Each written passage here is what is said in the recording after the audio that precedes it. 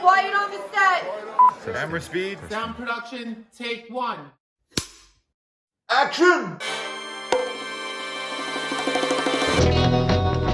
Welcome to From Beneath the Hollywood Sign. If you love old movies, Hollywood history, or the golden age of filmmaking, you've come to the right place. This is the podcast that talks about amazing stories of Tinseltown from another era. Hear fascinating conversations with writer-producer Steve Cubine, who quite literally lives just beneath the Hollywood sign, and actress-writer Nan McNamara. Now your hosts, Steve and Nan. Hey everybody, welcome to our show. We have a very special show for you today as we welcome my friend of over 20 years, Perry Gilpin, to the show. You all know and love her as Roz Doyle, the hilarious and acerbic radio producer who keeps Kelsey Grammer's Frasier Crane in check in the iconic Emmy-winning sitcom Frasier.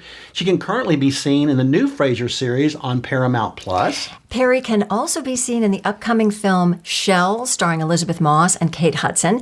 She recently starred as Annie Murphy's mom on AMC's Kevin Can F Himself, love that title, Abby Jacobson's mom on Comedy Central's Broad City, and as Homeland Security's Catherine Cooper on CBS's Scorpion. Okay, Perry, you are working all the time. That is fabulous, as well you should be. Past TV credits include Masters of Sex, Men at Work, Make It or Break It, CSI, Modern Family, Law and Order, Hot in Cleveland, and Desperate Housewives.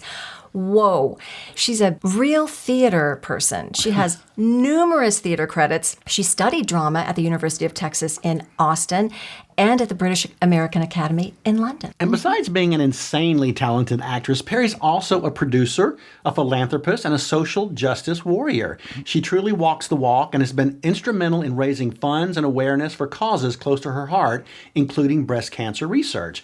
We are lucky enough to have Perry with us today to talk about everything classic cinema. Like us, Perry is a lover of old films and has worked with some incredible people from the golden days of Hollywood. So we're very excited to have you here, Perry. So welcome. I am so thrilled to be here because I've been envisioning this podcast for many years, and you finally made it come true. So I'm thrilled. Yes. That's so cool. You've been That's so such cool. a cheerleader of this You show. truly have. That we can't tell you how much we appreciate it. Yeah. Well, I can tell that you're appreciative of every listener. I hear it when I listen to your show, but also I just love what you guys talk about. I love how you talk about it. It makes me think about what I'm watching in a different way. Oh, good. Oh, wow. Thank you. That's Yeah. a Wow. high compliment. Ultimate compliment, actually. One of the things that we've talked about on the pod before is how each of us got to love classic cinema. We have our Yes. Dialing for Dollars story from Steve. Loved it. Where he grew up. And in Minnesota, I would sit on that living room floor on Saturday afternoons and just watch whatever was on. What was it like for you growing up? What was your origin story with classic cinema? Well, Dallas had a lot of interesting television and a couple of different local channels that always had. We watched Three Stooges in the morning before school. Yes. You came home to the Dick Van Dyke Show Yes. and, Gilligan's Island and The Rifleman and I Love Lucy. I remember the lineup very well because I feel like I'm Malcolm Gladwell. Yes. I feel like I'm an outlier because I'm sure that I watched 10,000 hours of television. Of television, And yeah. I just grew up and did it, because it was what I had the most experience at. But also I saw such a variety how it grew. For me, I didn't see a movie in a movie theater until I was like 9 or 10. It was always the drive-in. Were you drive-in? Were you movies theater? Oh, How my did you God. watch movies as a family? Well, we loved, first of all, my father, Jim O'Brien, was a disc jockey, and he would do his show from the Gemini Drive-In in the middle of Dallas, Texas. Oh, So we wow. were there all the time because he would do it from the concession stand. So we'd watch him do his show and then watch the movie. And I love nothing more than a drive-in. Why can't they come back? I know. Why can't I they? know. We should all be at drive-ins. Yeah. Well, that was the cool thing about COVID. Not that there was many cool things about COVID, but the drive-in sort of came back. People started that's setting up true. these makeshift drive-in movie theaters That's in parking true. lots, which was nice. Yeah, it was a cultural thing in our family. We just were always at the movies. We loved, it was get in the car. You know how you said, get your ass in the car. And we just raced to whatever movie it was. We saw all the great ones together. Like I remember my mom telling us the plot of Tootsie because she'd heard it on some set because she was also an actress and she told us the whole plot. And then I just remember us all going to see the movie and like, oh, that did not disappoint. Oh my God, that was great. But I just want to say this, one other thing. Oddly enough, Monty Python found its way to Dallas, to the local PBS channel. So it was on Sunday nights. So Okay. everyone in my 8th grade watched Monty Python. that was cutting Flying edge. Circle. I know. And we'd get to school and the next morning and do, give me all your Lupe. We all did Monty Python. And in 8th grade, I mean, we loved it. Yes. So that was the kind. I grew up in a situation where whatever you watched, you could come to school and talk about. If it Yeah. was something from yesteryear, if it was something of today, or something from England, everyone was into it. And that's pretty sophisticated for an 8th grader, Monty Python. I don't know that I would have gotten any of those jokes. I know, isn't that funny? Yeah, it's and good. we were so into it. Yeah. Well, I'm just curious, do you have a favorite genre? Like me, I love film noir. I think anybody knows that. But are you drawn to one or the other? Yes, I am. My favorite is comedy. I love comedy, and I love Shocking. it. I know. Well, when you can say something important in comedy, Yeah. Yeah. but then also I just love comedy for comedy's sake. Yeah. Yeah. What's your favorite comedies from the old days of Hollywood? Bringing Up Baby. My favorite is the Philadelphia Story. Yes. And I love All About Eve, which I know is not really a comedy, but I do think it was meant to be a comedy, in a way. And There's some wickedly comic Yeah, moments in that there movie. are. Yeah. There definitely are. because you can't, if you tried to play it completely straight, it wouldn't. No. You really needed to love them. Yes. And I think a lot of times you get to love through laughing. Yeah. You know. What is that moment where George Sanders says to Ann Baxter, "You're much too short to pull off that gesture"? Yes. like that is Yes. genius. Yeah, the screenplay itself, and then fasten every your actor. seatbelt. Yeah, exactly. I mean, that- it's such a classic. Now, Yeah. do you think the audiences burst out laughing in the theater back when she said that? What do you think the Oh, good reaction to it question. was? That is a good question. Don't know. I wonder. Because has it become funny in a camp way over time? Good Right. question. I don't know. Yeah, I wonder. yeah. I was always drawn to those strong women. I mean, I love Barbara Stanwyck and the Lady Eve and Oh, so funny. and Rosalind Russell and The Women is one of my favorites. I mean, every performance is just delicious. Well, I could be talking out of school here. I don't know. But isn't there a connection with Rosalind Russell? Didn't somebody tell you to go watch Rosalind Russell for a performance one time? Yes, they did, but it was have I got this right? it was for As Bees and Honey Drown, because remember right, Alexa that's right. Virdavir Yes. was sort of a combination of Sally Bowles, Liza Minnelli as Sally Bowles, and Audrey Hepburn as Holly Golightly, and Rosalind Russell as Mame. Yeah. And she goes and she does this scene where she's practicing all of them because and then she creates Alexa Virdavir. She creates this character in As Bees and Honey Drown. So yes, I literally did that for many performances. I love that. And for you guys, Perry did the play As Bees and Honey Drown at the Pasadena Playhouse in... It was in 99, I guess, and I had done it before at the Lucille Lortel Theater off Broadway in New York. Wow. So speaking of all these actresses, is there a favorite classic cinema actress that you could name? Can you limit it to one, or is there Your spirit more than animal. one? Yeah, your spirit animal. I love that. think, honestly, probably Katharine Hepburn, as far as just constant inspiration. Yes. Like, for life, for work, for, all of it. Just doing things that going with her gut, Yeah. being comfortable in her own skin. And I was friends with and dressed Blythe Danner at Williamstown Theater Festival. I really admired how she conducted herself, how she worked, how she rehearsed, how she was backstage. And so as a living, breathing person, it would probably be Blythe. Aw.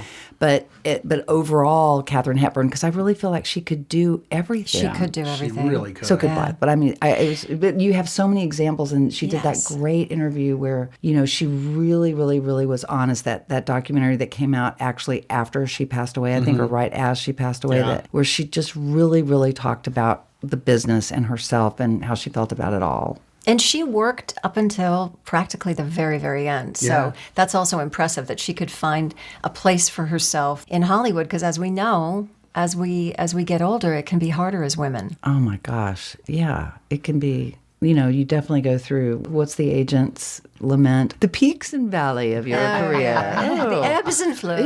Yeah, right. Oh, okay. I think I know which one I'm in right now. That's funny. Funny. What are some of your top favorite classic films? Which ones resonate with you, like today? today. I know it changes. I think as we evolve, I think what we are drawn to changes. I know my favorites have changed over the years. Oh, yeah. And also, so many things go over your head that you just don't even understand until you are a certain age. Or if every time I watch Gone with the Wind, I see a different movie. Yeah. It's so weird. The Philadelphia Story, I just love. And I actually love High Society, too, I just love High Society. Okay. Just love it. Yeah. And I love All About Eve, Bringing Up Baby. I love Sabrina. I love, Breakfast at Tiffany's is one of my all-time favorites. The Lady Eve we talked about. Yes. And then you guys recommended some things that I really loved. The Penny Serenade and, different things that I hadn't even heard of. Oh, that's good. Yeah. That's good to know. Our work is done here. Well, Yeah, exactly. Steve can always come up with sometimes more than one that I'm like, I've never seen that and I've never heard of it. So, yeah, it's great to keep the list and, Well, search it's why them it's out. so great to listen to your podcast. I always get an idea and I always, go home and find it and watch it, and it's always great. Oh, good. Oh, I That's love great. that. Is there a film that, if you're channel surfing, is there one that will pop up and you'll say, I know I've seen this 100 times, but I have to finish this? Matt? Philadelphia Story. Okay. No matter Yeah. where I'm at. I love that movie so much. And there's still a line in it that I will never understand, which is her dad says to her, he goes, "You have a body that does what it tells you to do." I'm always like, what does that even mean? What does that mean? I think about it all the time. Do you think he meant this? Do you think he meant that? What do you think? What do you think it means? I think it meant she was disciplined and she was, athletic and trim, and that if she wanted to put something out there, that's what got out there. And they had a contentious relationship. She was, so really mad at him. angry. It was in their makeup Yes. scene. Okay. Okay. Interesting. And that's when she said, when she's like, I made a fool of myself last night. I was drunk. I made out with everybody. And he said, honey, so you've fallen off your pedestal, but it's okay. Right. Right. Such great themes in that movie. It really is, especially for women, Yeah. Talking about showing a strong woman with opinions. And that was a nice thing to see under the umbrella of a comedy. Well, also that they were making fun of these journalists for coming and filming them because they were rich people, Yes. like they weren't even human beings. Yes. So I love the act that they put on. Yes. Yeah, oh, me too. Oh, so fun. But I also loved her and Cary Grant. They were amazing together. And again, they were amazing together in Bring Up Baby. Bring Up Baby, yeah. They just brought out the perfect things in each other, and they were both so physical. Yeah. And they always gave you that they were completely equal. They always gave off that they were the equality in their relationship, you know, and that was not a struggle, because they even dealt with it being a struggle. That was a struggle when they were married the first time. And then he went and dealt with whatever he needed to deal with and came back and said, I get what you need and you know what I need and we need to be together. Yeah. I think one of the things I love too about that film is that you cannot picture anybody else in those roles. And we've talked about bad remakes. You could never do a remake of that Never because touch you it, only can hear Katharine Hepburn. Perry, we talked about a lot of strong women, funny women. Were there any particular actresses, whether it's classic or not, that helped you or inspired the great character of Roz Doyle on Frasier? Yes, everybody we've talked about. Ted Danson said this thing years ago that really resonated with me. He said, I didn't know who Sam Malone was right away. And I don't feel like I really nailed that character. It took me like a year to figure out. Because I don't agree with him. I think he nailed it from the beginning. But he said that's how he felt, And that I kind of realized that they're writing something different every week. You cannot decide something about a character ever, even after 10 years. But you have to go with it because they have to have that freedom. You could find out that you have a hearing problem. You could find out anything about yourself, you know? Right. So I think Ted Danson might have influenced me more than anyone. But yes, of course, Katharine Hepburn and like Barb Stanwyck and Barbara Streisand, and any woman that sort of finds a way to just do it her way. Yes. And that was kind of my job because I needed to make him feel like the fish out of water. I needed him to feel like I could tell him what he needed to be doing. Yeah. Right. And those strong women, I mean, especially I'm thinking of Stanwyck and Barbara Streisand in the early comedies. I mean, certainly now, but in her, What's Up, Doc, and all of those, the person who's really not going to back down. Right. And bust through the door when it's time. And Yes. it needs to, because that's where she needs to be. Right. Someone who's really good at what she does and feels very confident about it and is not really dependent on what anyone else, men or women, think about her at work. And that's where we saw her. We didn't really see her a lot outside of work. Yeah. We just did an episode celebrating Eva Marie Saint's 100th birthday. And I love that episode and I love her. Yeah. Well, we wanted to know your experience because she played your mother. Yes. And we'd love to hear what that was like and if there were things you gleaned from her as well. Yes, I think about it all the time. What would she do in a situation? Because she was so adept. I mean, she just was wherever she went, she belonged. She takes on everyone in the room. Like she's able to talk to everyone on where they're coming from. She's so social. She has amazing social graces is what I mean. She always has a great story. She didn't gossip about anyone.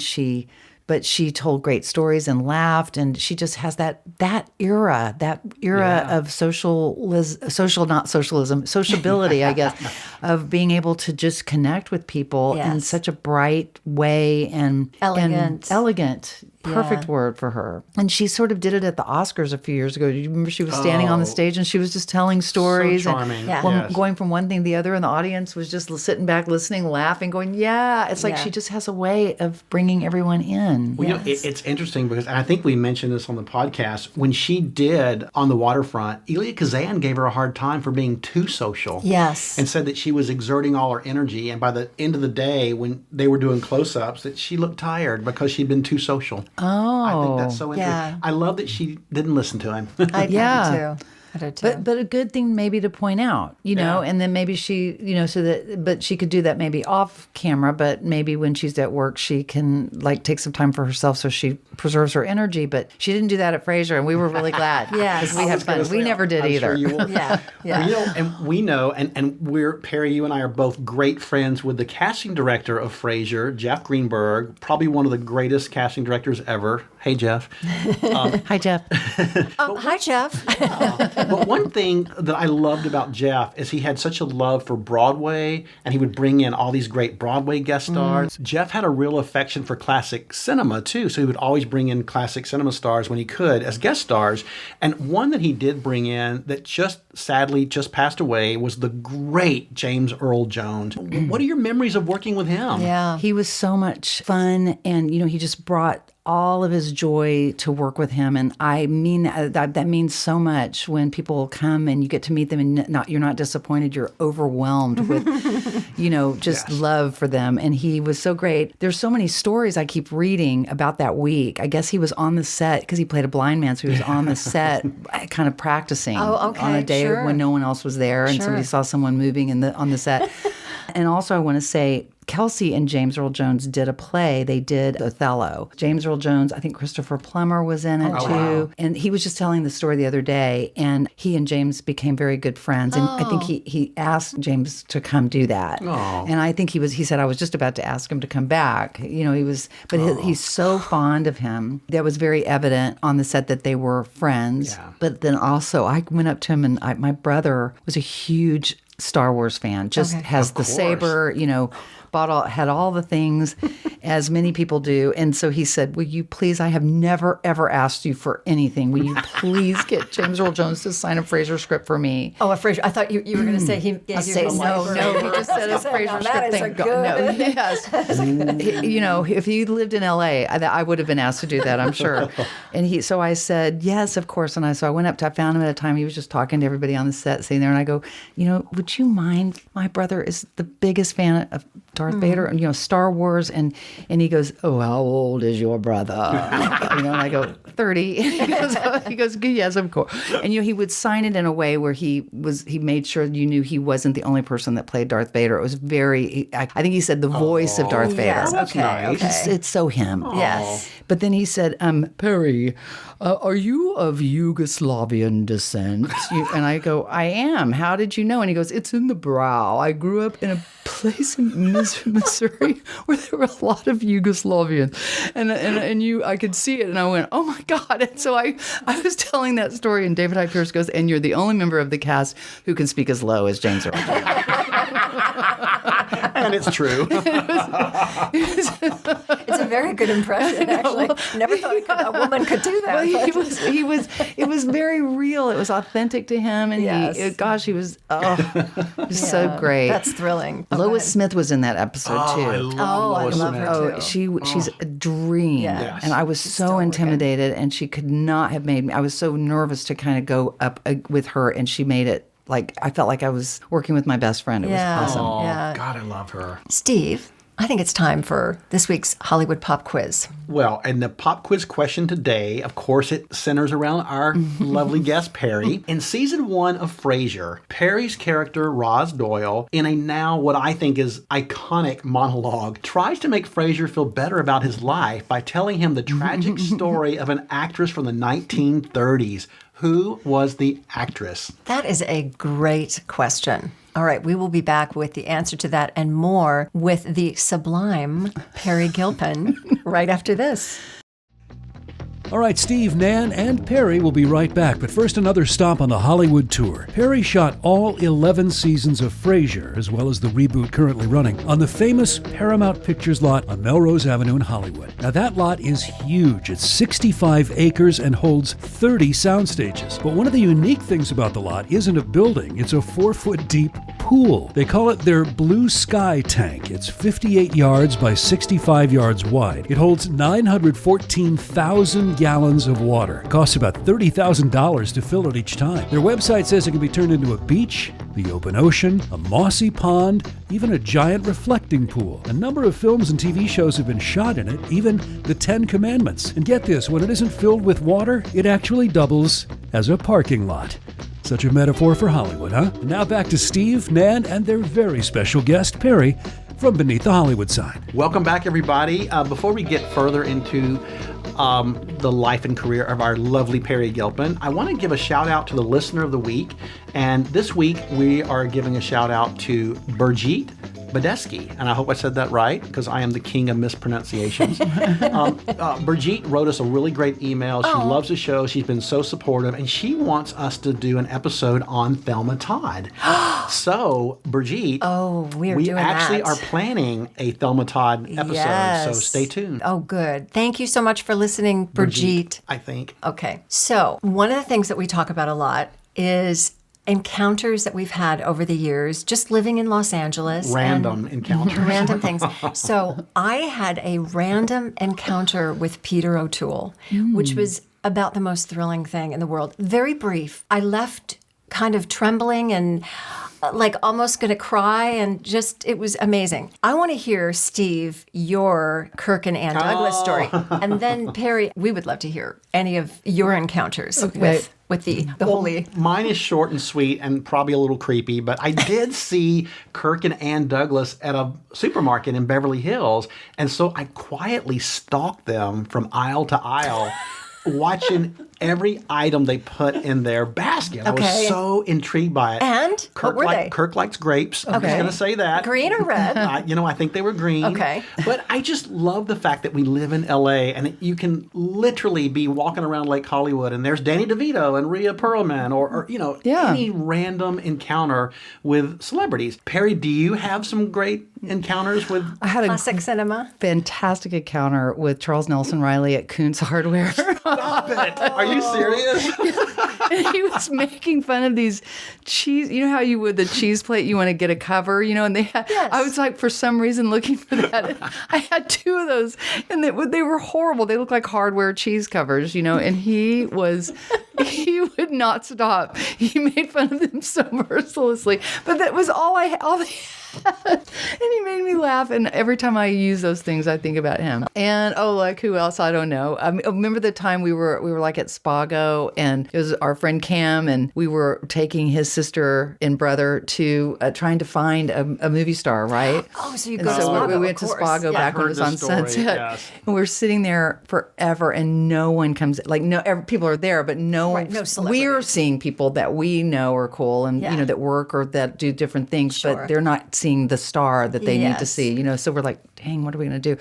And all of a sudden the door opens and I go, oh, thank God, there's Arsenio Hall. Look. And then we all look back and Ellen goes, and Eddie Murphy. Like she just screamed it out so loud it made them laugh. They came over to the table. It was awesome. They were nice. They said hello. But it was the best. It was the best. so We funny. paid off. Spago lived up to its reputation. Oh, that's hilarious. I love that story. Kind of getting back to classic cinema and classic cinema stars. When I first saw A Place in the Sun, I'll go there. Literally, the sheer beauty of Elizabeth Taylor and Montgomery Clift together was almost too much to take. Perry, who are yours? Which classic actors do you think are just so incredibly beautiful you can barely watch them? Well, gosh, I guess that would be Robert Redford. I mean, I had the Sundance Kid, Yes. That poster on my wall. Did you Oh my really? God, yes, for most With of both my- of them? No, just him. Okay. I mean, I love Paul Newman too, but I loved Robert Redford, and he and Barbara Streisand in The Way We Were Yes. was I just couldn't. I mean, my whole front of my shirt was soaking wet. I could not deal with that. Yes. But also, I think Katharine Hepburn and Cary Grant were an amazing couple. Beautiful. And I loved their way together. They were just so good together, but they didn't have to take anything away from the other. They worked it out in the movie in front of you, and I just loved that. Yeah. This is so random, and I think you'll remember this. Speaking of Butch Cassidy and the Sundance Kid, do you remember the summer when you and Christian took the Jenny house for the summer? Yeah. And I was obsessed with stalking Catherine Ross. Yes. Did she live down the way? She literally lived next door, and there was a little road that took you to the beach, and you had to go down to get there. And you could see their entire backyard.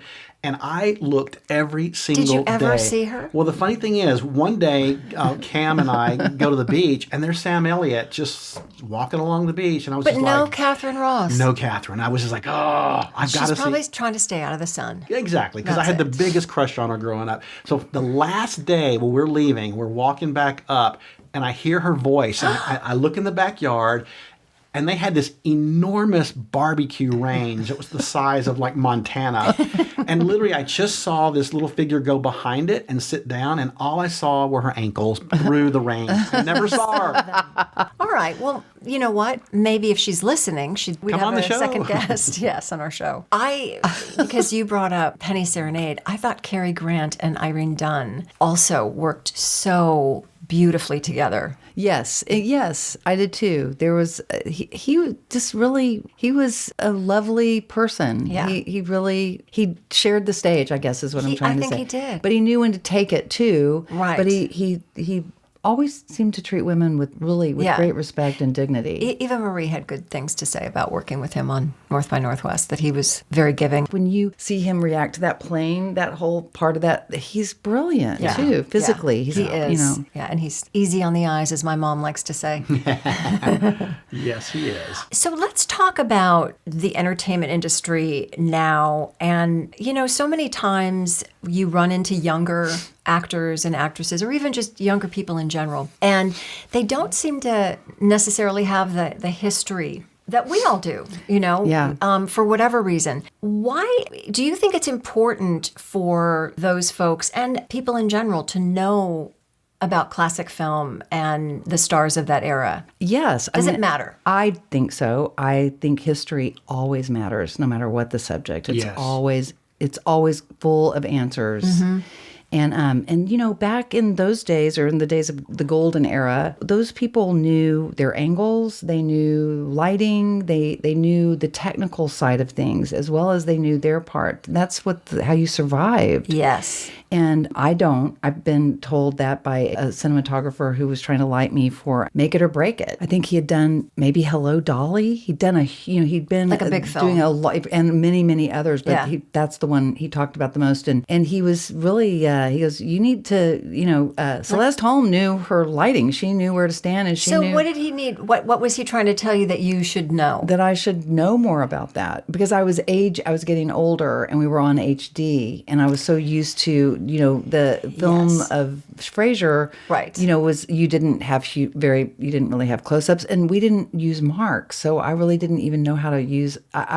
Did not have for someone my age. I didn't have the experience with marks. Right. You didn't use marks on Frasier? No. I didn't know that. No. Is that common for a 3-camera sitcom? No, if Jimmy Burrows is directing, it's his camera crew. Okay. It's Wow. his camera Wow. operators. Yeah, and maybe other things that I don't know too but no. And so I had to learn how to do that better than I already knew how to.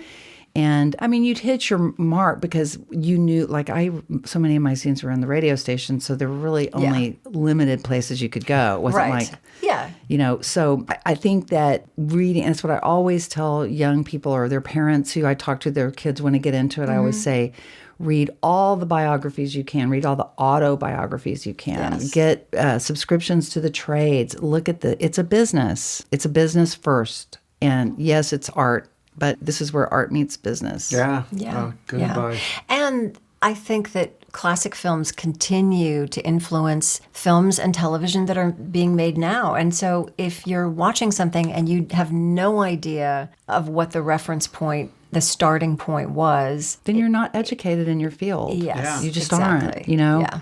Like a huge eye-opener for me was The Kid Stays in the Picture. When Bob Evans wrote that book, when I drive on the lot listening to his voice, and his office was right over there, and listening, Wow. Yeah. But also the story he told about how Paramount was almost sold to Hollywood Forever Cemetery, and that The Godfather is what kept it open. And then Right. the story of The Godfather and the story of Francis Ford Coppola, and how it's fascinating. Yeah. And it just shows you so many great things get made just by the seat of our pants, just by a creative fiber, Yeah.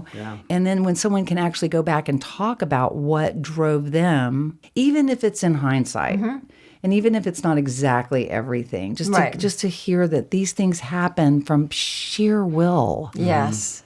And over decades. I mean, we all hear about stories where projects take years and years and years. And since film is such an important art form in America, I think it's so important that we pass the torch to the next generation behind us.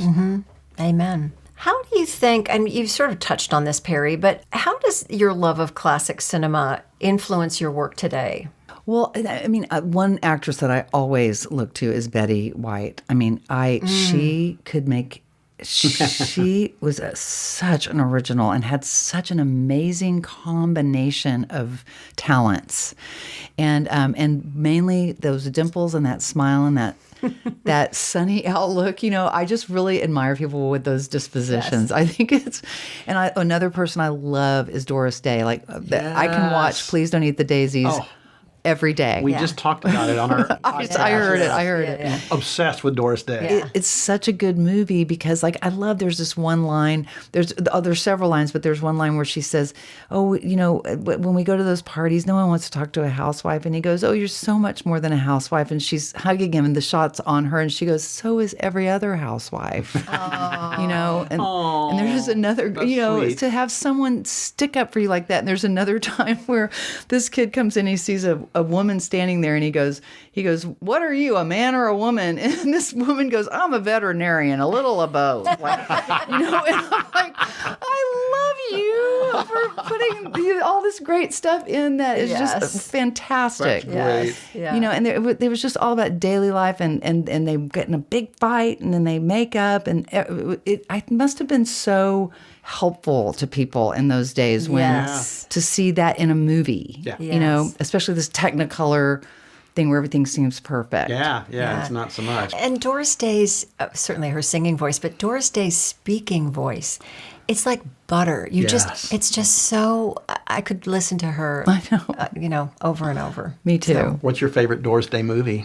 Please Don't Eat the Daisies. Is that really your Oh my favorite? God, yes. Oh. But I love all of those crazy, Yes. Pillow Talk and Move Over Darling. And they're all, if Ava, my daughter, wants to get me in a good mood, she knows exactly How to do it. What is that great movie with James Garner and the convertible goes into the pool with the suds? The thrill of it all. Yes. That is my favorite Doris Day movie. Thank you, Nan. Nan looked that up.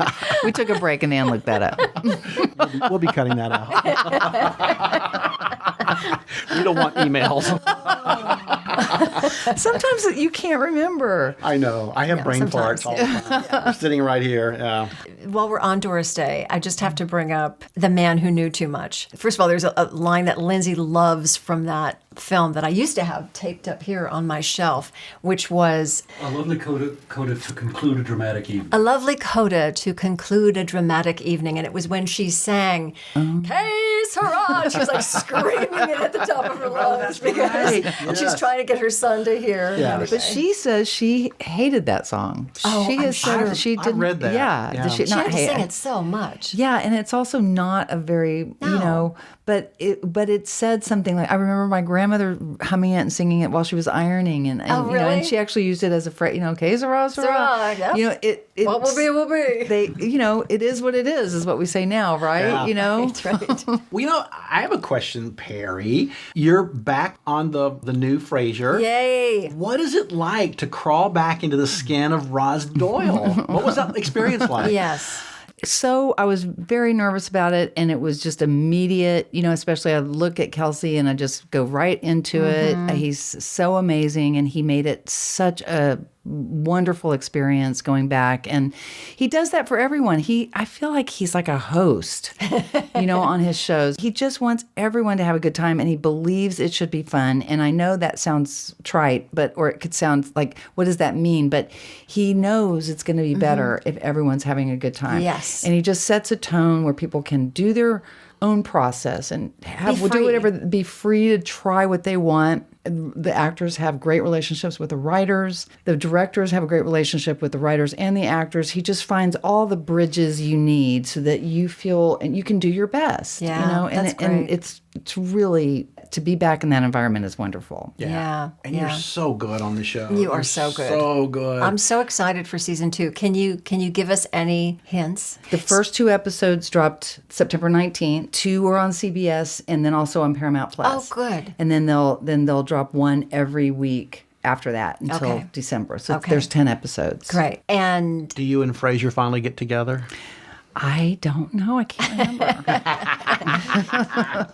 there's definitely going to be some hijinks, though, right? There's a lot of hijinks. There's a lot of characters. I mean, Kelsey really has an incredibly complicated vision of this show. He wants to go to a lot of different places, and I think he wants to sort of bring elements of Cheers in, elements of the OG Frasier, as they call it, and elements of the new Frasier. The new cast is lovely. They're talented. They're working very hard to find some real, definitive things about their characters, and it takes a minute. Ted Danson said it first. I mean, it just takes a minute to figure out what have we dropped in, and they bring something to the table every day. Kelsey was just talking about this, about how it's so exciting by the end of the season, because he said, the second season when you've got 10 is sort of like the back 9 of what we're used to kind of season. Because you would do, in the original Frasier, 22? Yeah, 22, 24 sometimes I think we did. And the writers would go, stick hot pokers in our eye, because they're like, where do we, now you'd love to have that time to develop characters. And he was talking about how they bring things that he surprise him, because he directs a lot of them, and that everyone's kind of these characters are just coming to life, and he's so pleased and excited for them, excited for himself, and excited for the show. And so it's a little cauldron, a little bucket of fun over there. And, and it's cooking. I'm trying to think, it's like a crock pot. Yeah. It's just cooking over there, Well, I know besides your character of Roz, they've also brought some other beloved characters back, like Dan and Harriet. You want to talk about what was that like working with them again? Well, I didn't get to see Harriet. We talked, we DM'd about it. But Harriet Harris. Yes, and Rachel fabulous. Bloom plays her daughter. Oh, wow. perfect. Okay. It is a delightful episode. I mean, hilarious. Okay.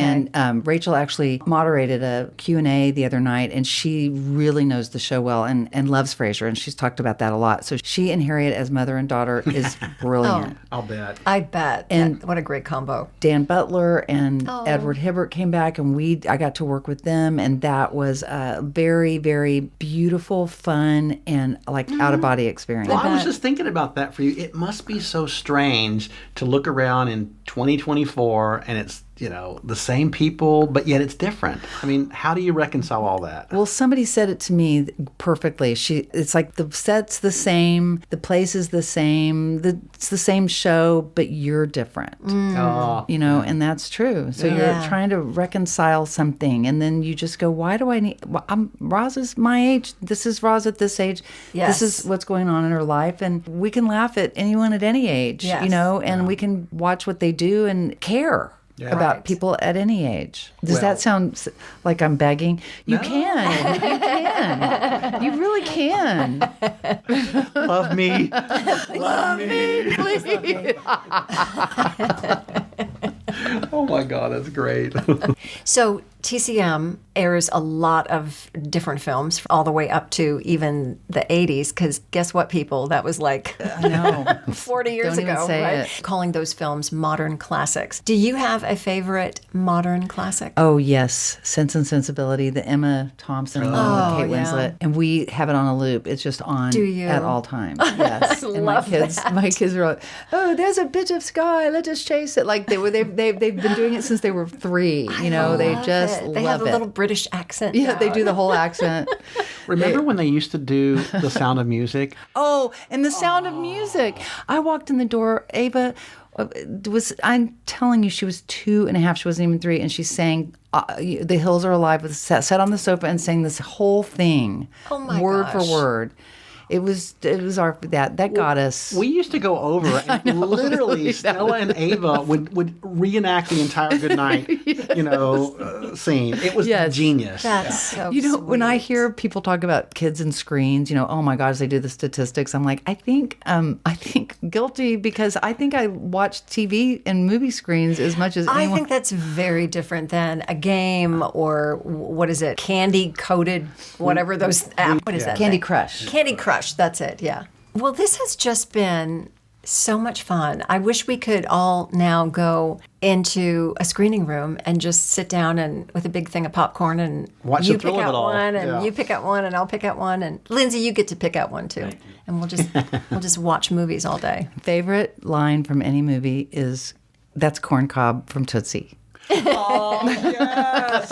Oh, my God. That's such a great line. My face. What are you talking about? Remember? Yeah. It's the best. Totally. I feel like they ad-libbed that. I feel like was something very organic about it, but maybe it was completely rehearsed. I don't know, but it looked so of the moment. Yeah. You know what my favorite line from a movie is? What? Do you remember that movie Switch with Ellen Barkin and Jo Beth Williams, where she's a misogynistic man and she wakes up in Ellen Barkin's body and has to live life as a woman? Yeah. It's a funny movie. And there's this scene where Jo Beth Williams, and she plays sort of the villainess, and she gets out of a car with this big mink coat, and there's all these animal rights activists with signs, and somebody throws blood on her. It's just like, do you know how many animals had to die for you to get that fur coat? And she just didn't miss a beat. She goes, honey, do you know how many animals I had to to get this coat?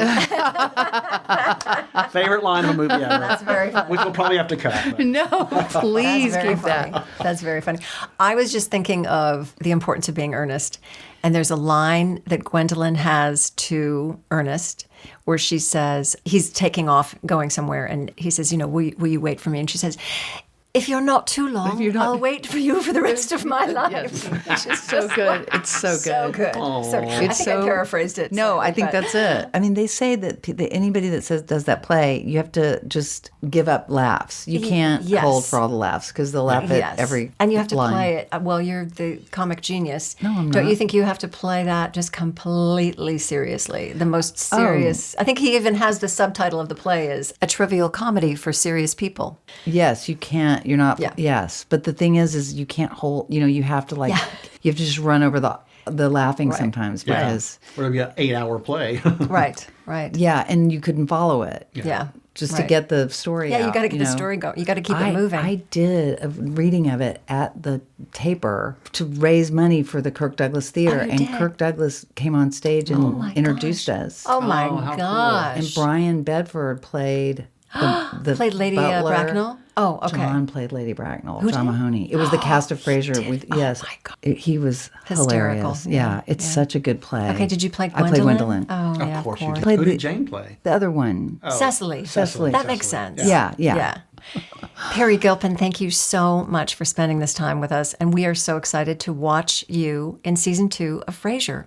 Thank you. Absolutely. Thank you, Perry. It's been my dream to have you be our first official Yes. in-studio guest. So Yes. thank you for Oh, for are you coming. kidding? It's been my dream to be that, and also for you to have this podcast. It's just great. It's mind blowing. Oh. It's eye opening. It's exciting. Astonishing and miraculous. It's almost like you have a list of adjectives in front of you. Really? Thank you. Steve, I think it's time for the answer to this week's Hollywood Pop Quiz. Well, you know what? I'm going to let Perry answer it, but I'll remind you of the question. The question was in season 1 of Frasier, Perry's character Roz, in this iconic monologue, she tries to make Frasier feel better about his life by telling him about this tragic 1930s film star. Who was the star? Lupe Velez. Yes, and what's the story behind that? Well, there's a couple. First of all, I knew that story. I had read it in Hollywood Babylon. And can you remind people of the story? Yes. So Lupe Velez was a young actress who called her the Mexican Spitfire, and she'd been married to Johnny Weissmuller, and he used to go to work with like scratches on his back that have to cover with makeup, when he was playing Tarzan, passionate. and it was passionate. And that ended, and just the way the book put it was she sort of kept dating different guys, but she was going the wrong direction. Okay. Yeah. And so I guess she had some kind of a credit account, as everyone did at the grocery store. So she went and got a bunch of food, and she invited everybody over. And she'd left a note for, I think, Luella Parsons, or Hedda Hopper, who was across the street. I can't remember which one. I think it was Luella Parsons who lived across the street. And so she gave, they all had a big feast. And then she said, "Oh, I'm very tired. I'm going to go ahead and head upstairs to bed. You can let yourself out." And she went upstairs to bed. And then she took a bunch of pills. She wanted to end her own life, which is so terribly sad. And then she didn't take into consideration that she'd had a bunch of really rich food with the second. Also, she didn't die laying on the bed peacefully. She died, head first in the toilet. I don't know if Luella Parsons came over and found that, or found her in a peaceful, I don't know, but Luella Parsons came over and decided to say how she was found, that she was found in a peaceful with lilies on her chest and the whole thing. So that story is horrible now, because it always was, but that I took a Graveline tour. There used to be a tour around LA, and the tour guide was just slaughtering that story. So I said, "Give me the microphone so I can tell the story." And I did, and so, but then that was that monologue, so I did the monologue, and then when the pilot came out, when the show started to air, my mother original called me, Frasier. the original Frasier of the pilot. That was her story that she told Frasier to try to make him. He goes, "And why would you tell me that?" And she's like, "Because I'm telling you, some things just don't work out, That's what that's all about." And my mom called me and went, "Did you write that monologue? Was that you? Did you write that?" And I'm like, "No, Mother, that's not the way pilots work." That was in there. But I just happen to really know that story. Now, years later on Twitter, every so often I would get a tweet that would say that was not true, that was an untrue story, and And like they're blaming you for having.